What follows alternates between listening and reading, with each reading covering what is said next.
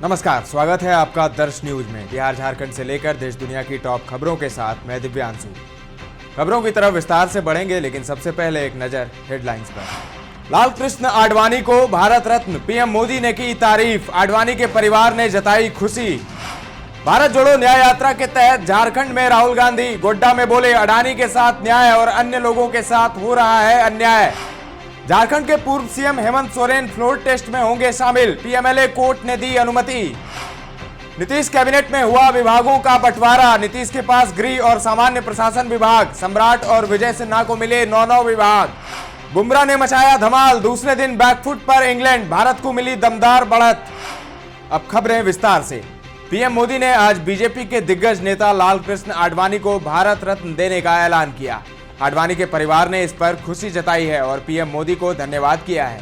लाल कृष्ण आडवाणी की बेटी प्रतिभा आडवाणी को दिल्ली में उनके आवास पर आडवाणी के साथ बैठे देखा गया और उन्होंने अपने पिता को लड्डू देकर बधाई दी। लाल कृष्ण आडवाणी ने हाथ जोड़कर लोगों का अभिवादन किया।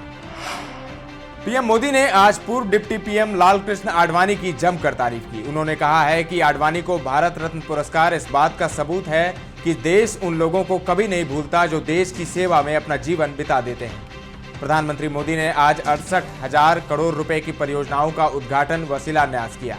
संबलपुर स्थित भारतीय प्रबंधन संस्थान यानी आईआईएम में 400 करोड़ रुपए के स्थायी परिसर के उद्घाटन के अलावा पीएम मोदी ने ऊर्जा, सड़क व रेलवे जैसे अलग अलग क्षेत्रों की कई बुनियादी परियोजनाओं का उद्घाटन किया।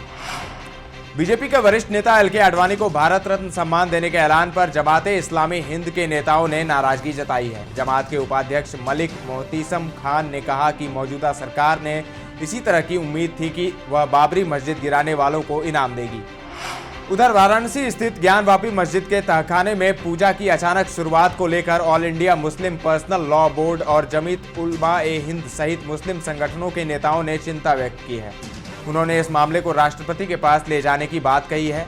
All India Muslim personal law board के तत्वावधान में मुस्लिम संगठनों ने कहा कि वे अपनी चिंताओं से अवगत कराने के लिए राष्ट्रपति द्रौपदी मुर्मू से समय मांग रहे हैं और वो देश के प्रधान न्यायाधीश DY चंद्रचूड़ को भी पत्र लिख सकते हैं। झारखंड के गोड्डा में भारत जोड़ो न्याय यात्रा के दौरान कांग्रेस सांसद राहुल गांधी ने कहा कि भारत में अगर अडानी का नाम लिया जाए तो लोग 1 सेकंड में समझ जाते हैं। नरेंद्र मोदी उनकी पूंजी हैं। हम भूमि न्यायाधिकरण बिल लाए, प्रधानमंत्री मोदी ने न्यायाधिकरण विधेयक रद्द कर दिया। सबके साथ अन्याय हो रहा है, अडानी के लिए न्याय और अन्य लोगों के साथ अन्याय हो रहा है। गोड्डा के बाद राहुल गांधी देवघर पहुंचे, जहां उन्होंने बाबा बैद्यनाथ धाम मंदिर में पूरे विधान से पूजा अर्चना की। इस दौरान राहुल गांधी गुलाबी रंग की धोती और गमछे में नजर आए।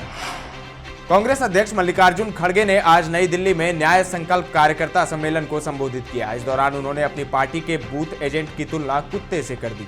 खड़गे ने कहा, हमारे यहाँ एक कहावत है, जब आप बाजार में जाते हो और आपको कुत्ता या कोई जानवर लेना होता है तो आप उसके बारे में पूछताछ करते हो। अगर ईमानदार जानवर को भी लेना हो तो उसका कान पकड़कर ऊपर उठाते हैं।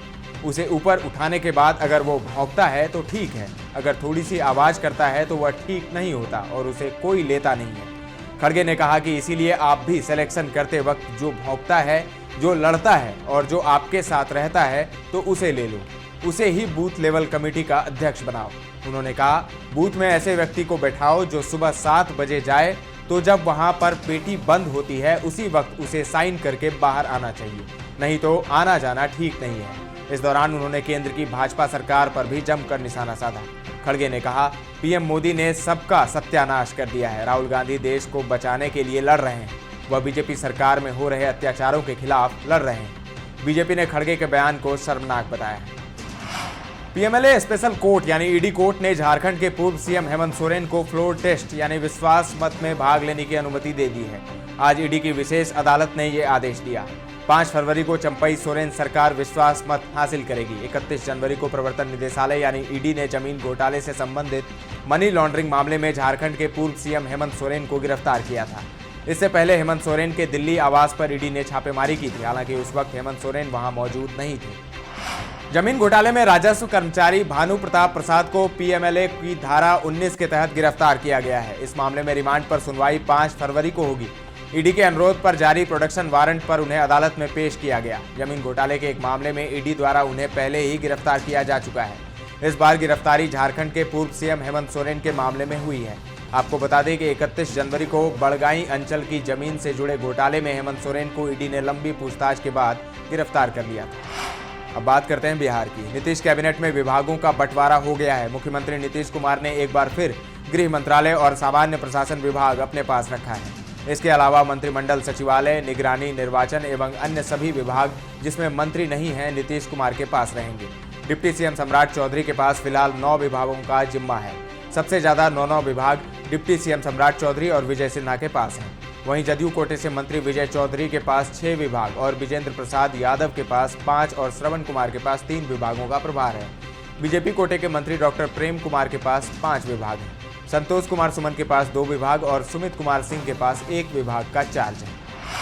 बीजेपी के शीर्ष नेतृत्व के बुलावे पर आज डिप्टी सीएम सम्राट चौधरी और विजय सिन्हा दिल्ली रवाना हुए। जानकारी के मुताबिक दोनों नेता पीएम मोदी, गृह मंत्री अमित शाह, बीजेपी के राष्ट्रीय अध्यक्ष जेपी नड्डा से मुलाकात करेंगे। सरकार में शामिल होने के बाद दोनों नेता डिप्टी सीएम बनने के बाद पार्टी नेताओं से मिलने पहली बार दिल्ली आए हैं। दरअसल बिहार में मंत्रिमंडल का विस्तार होना है। मंत्रियों के संभावित नाम को लेकर राज्य इकाई के वरिष्ठ नेताओं ने आलाकमान को ही इसके लिए अधिकृत किया है। बिहार के मुख्यमंत्री नीतीश कुमार ने बीजेपी के वरिष्ठ नेता लालकृष्ण आडवाणी को भारत रत्न मिलने पर बधाई दी है। सीएम नीतीश ने आज आडवाणी को फोन किया और उनसे बात कर शुभकामनाएं दी। मुख्यमंत्री ने कहा कि लालकृष्ण आडवाणी ने देश के विकास में बड़ा योगदान दिया है। दिवंगत अटल बिहारी वाजपेयी के सरकार के दौरान वह गृह मंत्री और देश के उप प्रधानमंत्री थे। उस सरकार में उन्होंने बेहतर कार्य किया। वह देश के सम्मानित राजनेताओं में से एक है। बिहार में इस साल 1 लाख से अधिक पदों पर शिक्षकों की नियुक्ति की जाएगी। तीसरे चरण की शिक्षक नियुक्ति मार्च में तथा चौथे चरण की अगस्त 2024 में होगी। शिक्षा विभाग के अपर मुख्य सचिव के पाठक ने इसका ऐलान किया है। उन्होंने शुक्रवार को किशनगंज जिले के शिक्षक प्रशिक्षण संस्थान के निरीक्षण के दौरान यह जानकारी दी। इधर शिक्षा विभाग तीसरे चरण की शिक्षक नियुक्ति में जुट चुका है। इसी माह यानी फरवरी में तीसरे चरण की नियुक्ति का विज्ञापन जारी होगा। परीक्षा मार्च में होगी।